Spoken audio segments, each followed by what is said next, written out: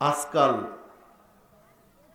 ছেলে মেয়ের বিয়ে যারা করে নতুন বিবাহিত দম্পতি জমা কলা খেতে চায় না, দুটো সন্তান হবে এই ভয়ে।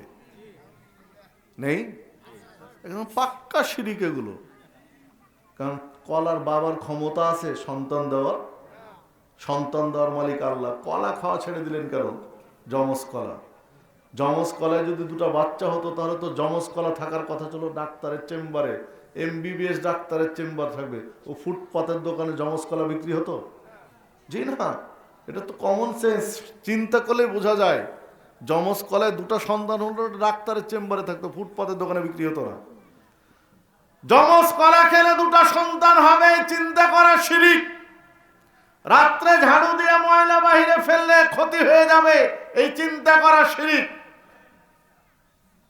পিছন থেকে কেউ ডাকছে, বাড়ি থেকে বের হয়েছেন, পিছন থেকে ডাকছে, মনে হয় অমঙ্গল হবে, যাত্রা অশুভ হবে, চিন্তা করা শিরিক। কেবল দোকান খুলেছি, প্রথম কাস্টমার বাকি চাচ্ছে, দেওয়া যাবে না, শায়দ বাকি দিলে গোটা দিন বাকি চলবে, এই চিন্তা করা শিরিক। লাস্ট কাস্টমার, কেবল রাত্রে দোকান বন্ধ করবেন, এই কাস্টমার বাকি চাইলে বাকি দেওয়া যাবে না, জিনা, এই চিন্তা করা শিরিক। দানার উপরে স্যান্ডেল দিয়ে চললে, ধান মাড়াই করে মেলে দেওয়া আছে, স্যান্ডেল দিয়ে চলছে, তখন বলছে হাই হাই কি করলে, লক্ষ্মী চলে যাবে, জিনা, এই চিন্তা করা শিরিক। সম্মানিত উপস্থিতি, দেখুন, ছোট বাচ্চা জন্ম নিয়েছে, মা ঘর থেকে বের হচ্ছে, তখন বলছে হাতে একটা লোহা লাক্কড় নিয়ে বের হও, নাহলে চোরাচুন্নিতে বাচ্চা ধরে নিবে, এই চিন্তা হলো শিরিক।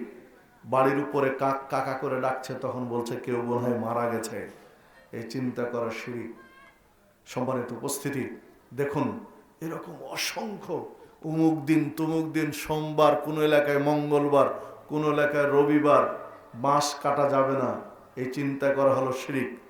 রান্না করা খাবার রাত্রে এক জায়গা থেকে, মাছ রান্না করে এক জায়গা থেকে আরেক জায়গায় রাত্রে নিয়ে যাওয়া যাবে না, এই চিন্তা করা হলো শিরিক।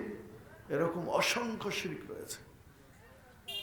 বাচ্চা কথা ফুটে না, কথা বলতে পারে না, কে বুদ্ধি দিয়েছে 7 বাড়ি থেকে চাউল নিয়ে আসতে হবে, 7 বাড়ির চাউল রান্না করে এই চাউল কাককে খাওয়াতে হবে আর ওকে কিছু খাওয়াতে হবে, তাহলে কথা ফুটবে, সব চিন্তা হলো শিরিক।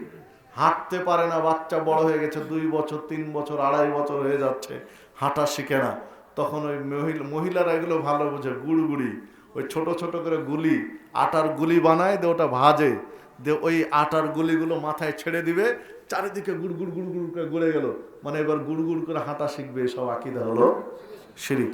কারণ সারাদিন যদি আটার গুলি ছাড়াও হয় আর আল্লাহ যদি ওকে পঙ্গু বানিয়ে থাকে, তো সারা জীবন আটার গুলি ছাড়লেও হবে না, আটার কোনো ক্ষমতা নেই হাঁটানোর ক্ষেত্রে। হাঁটাতে পারেন কে? আল্লাহ হাঁটাতে পারেন, ওই গুড়গুড়ির ক্ষমতা নেই। এসব কুসংস্কার শিরিক মুসলিমদের মধ্যে চলে এসেছে। ছোট বাচ্চার কপালে টিপ দিতে হবে, টিপ না দিলে নজর লেগে যাবে, টিপ দিলে নজর লাগবে না, চিন্তা হলো শিরিক। টিপের বাপেরও ক্ষমতা নেই নজর এড়াতে পারে, টিপের কোনো কাজ আছে? সৌন্দর্য বর্ধনের জন্য দিবে, সেটা ভিন্ন কথা, মেয়েরা দিবে, কিন্তু আকীদা থাকতে হবে তার সৌন্দর্য বর্ধন। মেয়েরা সাজবে কার কাছে? স্বামীর কাছে। মেয়েরা সাজবে টিপ দিয়ে, টিপ যদি দিতে চায় দিতে পারে মেয়ে মহিলা, তবে আকীদা থাকতে হবে কি? সাজুগুজুর জন্য, নজর এড়ানোর জন্য নয়। তারপরে এই সাজটা হবে কার জন্য? স্বামীর জন্য, রাস্তার মানুষের জন্য না। স্বামীর দৃষ্টিনন্দনের জন্য সাজুগুজু করতে পারে একজন নারী। সম্মানিত উপস্থিতি, তো যে কথা বলছিলাম, যে দেখুন, টিপ দিতে হবে নজর যেন না লাগে, এই চিন্তা করা হলো শিরিক।